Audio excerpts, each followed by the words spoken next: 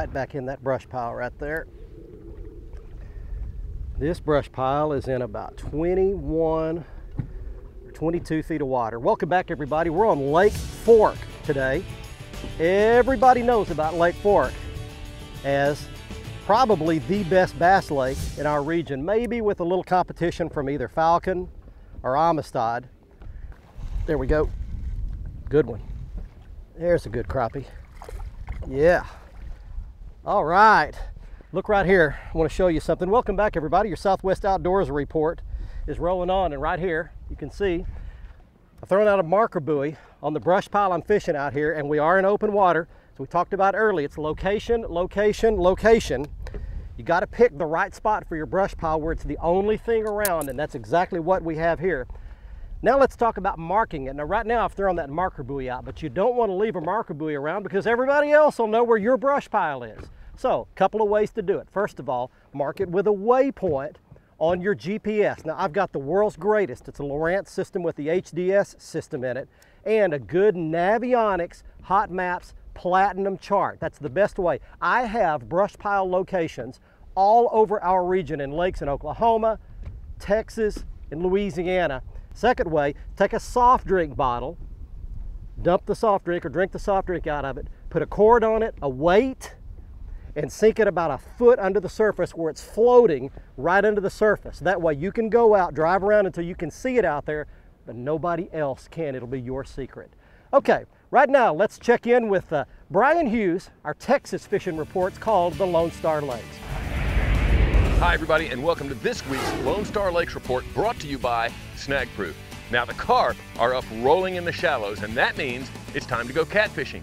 Wait a minute, what do carp and catfish have to do with each other? Well, I'll tell you. Usually when you find carp up very shallow, rolling around, making a big disturbance, the catfish will be just behind them a little bit deeper. Now Lavon, Louisville, and Lake of the Pines are all reporting the carp up shallow. So take your live bait, your live cut bait, or your prepared catfish formulas and try for catfish about 4 to 8 feet deep on those lakes. If you see carp rolling on your lake, you can probably catch catfish there too. Now if you do want to catch the carp, take a treble hook, put either biscuit dough, bread dough, or you can make your own concoction of Big Red and cornflakes and use that to catch those carp. Now, down on Canyon, the smallmouth have moved into their summer pattern post-spawn. They're hanging out between 15 and 20 feet just off the ledges. Slow roll a big spinnerbait deep or use crawfish-colored crankbaits to catch canyon smallies. That's this week's Lone Star Lakes report brought to you by Snag Proof. Now let's check in with Mr. Bill Olson. He's on the coast. Hi folks, this week's report is brought to you by Port Aransas on Mustang Island. With its Gulf beaches, great coastal fishing, Arnold Palmer Golf Course, fresh seafood, and nighttime hotspots, Port A is truly Texas Island style. For more information, visit the website on the screen. Well, this spring, there's been plenty of wind that's challenged anglers to find fishable waters.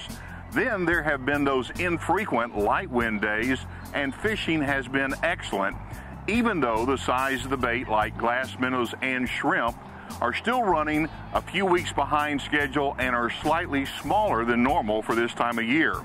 The great news is that over the next few weeks, we'll see more and more light wind days, and fishing is going to continue to improve. Grassy shorelines are giving up some impressive specs for anglers wading or drifting those areas. Redfish are beginning to school up on shallow flats on the middle and lower coast. The key is to downsize baits to match the smaller size baits. Many of the areas we've mentioned the past several weeks are seeing increased numbers of spawning speckled trout. Most of these areas are either side of the jetties or passes connecting to the Gulf. Look for bait activity, look for slicks and bird activity. That'll keep you on fish. This weekend, both Saturday and Sunday have a double tide schedule of 2 high and 2 low tides each day. I'm Bill Olson, and I'll see you on the coast. There's one. Oh, big crappie, big crappie. Oh, come here, come to Papa. All right. Well, they're still out here and they're going good. There's a big old toad right there. That's a pig. Show you right here a couple things. Wanted to mention before we go to a break right quick that in the background is one other guaranteed way to catch crappie right through the summertime months. That's one of the 3 or 4 major bridges that cross the lake. You can go experiment on those bridge pilings, the pillars, with different depths, and usually you can catch a good mess of crappie right on those as well. Not only here at Lake Fork, but in lakes all around our region. Stay with us. We still got lots more fishing reports to go. Don't go anywhere. We're coming back to Lake Fork. Yum. The Southwest Outdoors Report, powered by your Texas Chevy dealers, is brought to you by Nitro Performance Bass Boats. Fish your best in a Nitro. By Stren, the standard of dependability. By Costa Sunglasses, see what's out there. And by Motor Guide, never stop.